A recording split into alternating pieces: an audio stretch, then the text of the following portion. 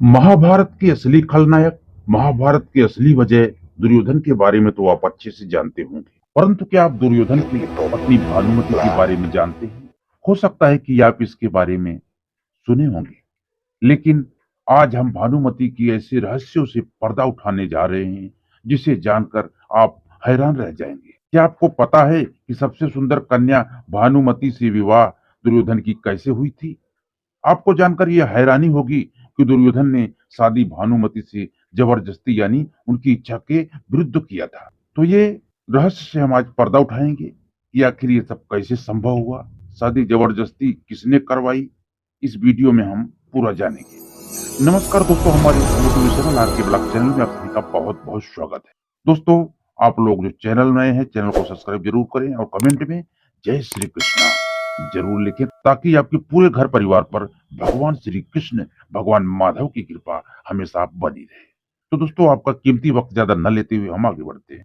कौरव पांडवों के अतिरिक्त बहुत से ऐसे नाम हैं दोस्तों, जो पूरी दुनिया में आज भी मशहूर हैं, लेकिन महाभारत के मेन खलनायक दुर्योधन की पत्नी का जिक्र कम ही मिलता है।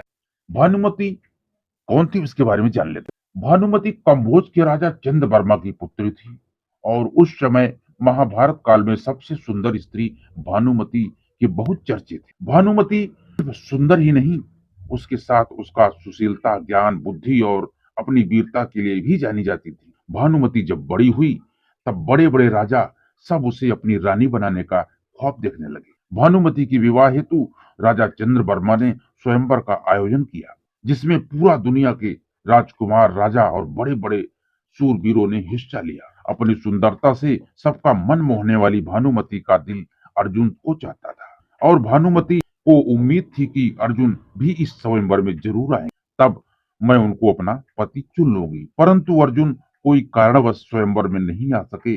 भानुमति वरमाला लेकर जब पूरे दरबार में घूम रही थी, तब उसकी नजर जिसे ढूंढ रही थी वो स्वयंवर में नहीं थी और उस स्वयंवर में दुर्योधन भी आए हुए थे।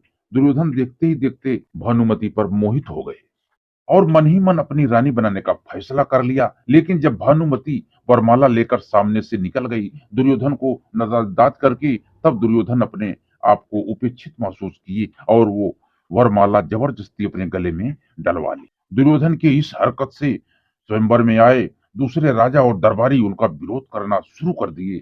तब दुर्योधन ने उन सबको चुनौती दे डाली कि कोई मेरे मित्र को पराजित कर दिया तो मैं भानुमति को छोड़ दूंगा, और अगर ऐसा नहीं हुआ तो मैं हस्तिनापुर ले जाकर विवाह रचाऊंगा। कर्ण दुर्योधन के बेहद खास मित्र थे, इसलिए वे दुर्योधन का इसमें साथ दे रहे थे।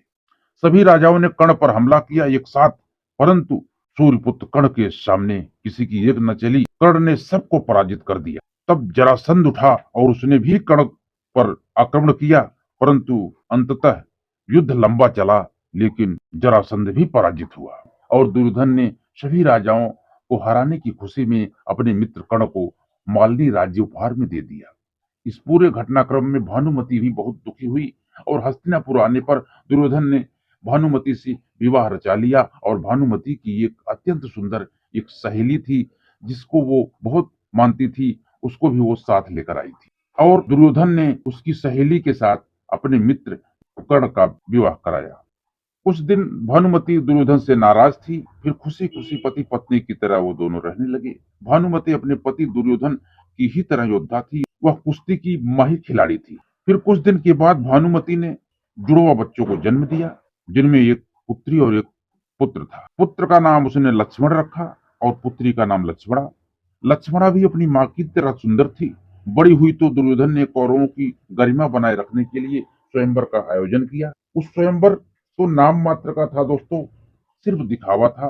दुर्योधन कर्ण के पुत्र से विवाह करना चाहता था ताकि मित्रता रिश्तेदारी में बदल जाए, परंतु स्वयंवर में कृष्ण पुत्र शांब भी आए हुए थे और उससे विवाह करना चाहते थे, क्योंकि उसकी सुंदरता पर स्वाम्ब भी मोहित हो गए थे। लेकिन इस स्वयंवर का परिणाम तो मित्रों पहले से ही तय हो गया था। लक्ष्मणा अपना पति कर्णपुत्र विश्वसेन को चुनेगी। जब सांब को नजरअंदाज करके लक्ष्मणा आगे निकल गई, तब सांब ने वरमाला उसके हाथों से अपने गले में डलवा ली। तब दुर्योधन क्रोधित हुआ और उसने सांब को कैद कर लिया। ये खबर सुनकर बलराम को बहुत क्रोध आया और वो हस्तिनापुर पर हमला करने के लिए क्रोधित होकर निकल पड़े।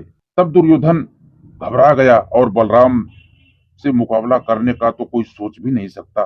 उसने शीघ्र ही भानुमति से इसका हल निकालने के लिए विचार विमर्श किया ताकि समझौता हो सके। फिर महाभारत युद्ध में लक्ष्मण अभिमन्यु के हाथों मारा गया मित्रों, और दुर्योधन भीम के हाथों मारा गया। इस प्रकार अपने बेटे और पति दोनों को भानुमति ने खो दिया और अंत में सब कुछ ठीक ठाक हो गया दोस्तों। भानुमति ने दुर्योधन की मृत्यु के बाद निर्णय लिया और उसने अर्जुन से विवाह रचा लिया। सारी दुश्मनी भुलाकर ये सब एक हो गए। तो दोस्तों हमारी वीडियो आपको कैसी लगी, ये जानकारी यदि आपको अच्छी लगी हो तो हमारी वीडियो को लाइक कर देना, और चैनल में नए हैं तो चैनल को सब्सक्राइब करके बेल आइकन को जरूर प्रेस करें ताकि ऐसा वीडियो आपको हमेशा मिलता रहे।